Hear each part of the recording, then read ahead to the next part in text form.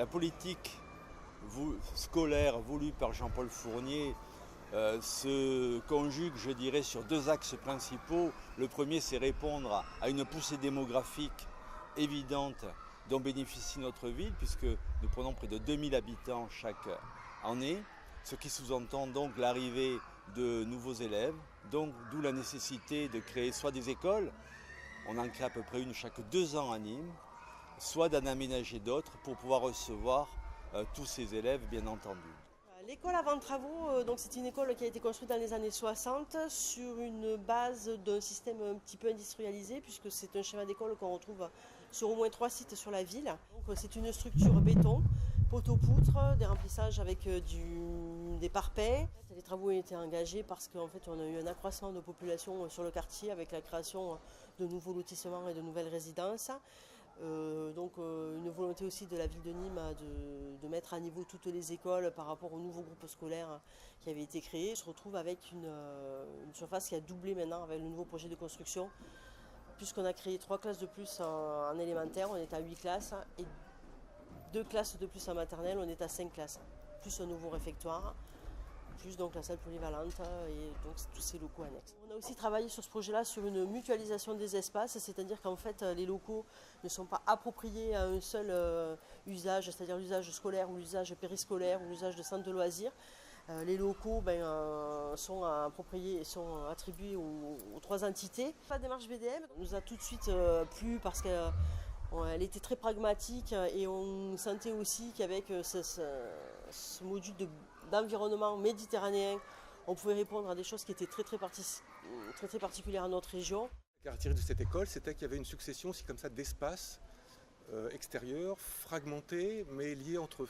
Donc on a essayé de garder ces espaces de fluidité entre les espaces, notamment pour ne pas enfermer les enfants dans des cours, et puis continuer à voir les vues extérieures sur le village. Et l'importance de pouvoir avoir ces transparences, de conserver ces transparences entre l'intérieur et l'extérieur, c'était notamment de garder la vie de l'école visible depuis le village, et puis effectivement à travers les transparences des salles, à travers la transparence des cours, continuer à voir sur l'extérieur, avoir des vues ouvertes, lointaines, qui évitent cette impression d'enfermement. Et donc le matériau principal, c'était la construction en bois, c'est-à-dire qu'on a conservé les bâtiments en béton, et toutes les extensions et tous les préaux sont faits en ossature bois. C'est le matériau privilégié d'intervention, intervention rapide, propre, silencieuse. Parce qu'il faut penser, donc on avait une partie des enfants qui étaient sur le site. Mais finalement, le vrai sujet de cette école, c'est les sujets qui sont devant, au sens propre comme au sens figuré, les bâtiments, ce sont les arbres.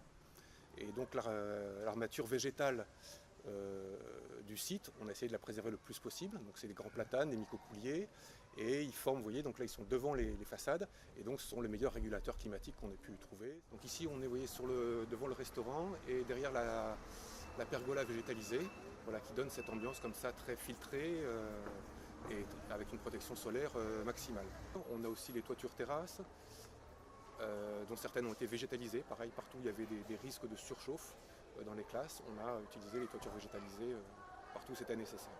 Alors le groupe scolaire de Courbesac, c'est un projet qui, dès le début de l'opération, a fait l'objet d'une démarche BDM, bâtiment durable méditerranéen.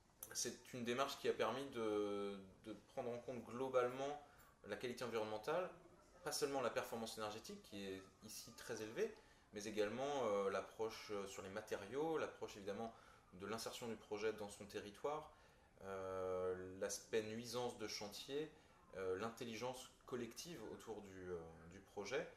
Concernant la performance énergétique de ce projet, on est sur un niveau de type BBC puisque le bâtiment a été concerné par la RT 2005, donc on est quand même sur un très haut niveau de performance énergétique, notamment grâce à l'architecture en elle-même qui est déjà bioclimatique et l'enveloppe thermique qui a été très bien isolée, dont l'étanchéité à l'air a été vérifiée à 4 reprises pour valider un très haut niveau d'étanchéité à l'air.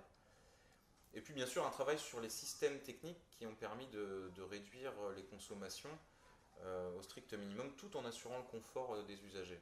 Sur ce bâtiment, on a entamé un travail de suivi très précis des consommations qui nous permettront au bout de la première année puis de la deuxième année de trouver les marges d'amélioration qui restent à notre disposition en exploitation. Donc nous avons à la ville de Nîmes une démarche particulière en matière de construction durable. Je pense que nous avons tous chacun d'une responsabilité individuelle et collective vis-à-vis de la lutte contre le changement climatique et vis-à-vis de la préservation de la diversité. Le mieux vivre ensemble aussi d'ailleurs et le coût non seulement à court terme mais également à long terme. Donc on a une démarche un peu générale qui concerne nos constructions et nos réhabilitations. Je pense qu'on a d'énormes efforts à faire pour changer nos pratiques et les retours d'expérience, les bilans que nous pourrons faire, les autobilans que nous pourrons faire et puis les évaluations par l'organisme tiers sont donc fondamentales, intéressantes. Et BDM est un outil justement pour avoir une évaluation par un tiers. La démarche BDM nous a permis à la fois d'avoir un accompagnement pour mieux concevoir le projet, mieux réaliser les travaux, et puis également d'avoir une critique à la fois par cet accompagnement, mais également lors des commissions. Et je crois que l'évaluation par un tiers est complémentaire de l'auto-évaluation que l'on veut faire. Et donc c'est une démarche qui est pour nous tout à fait salutaire, dans une démarche de progrès, dans une démarche d'amélioration continue qui est devant nous, qu'on est obligé de faire maintenant.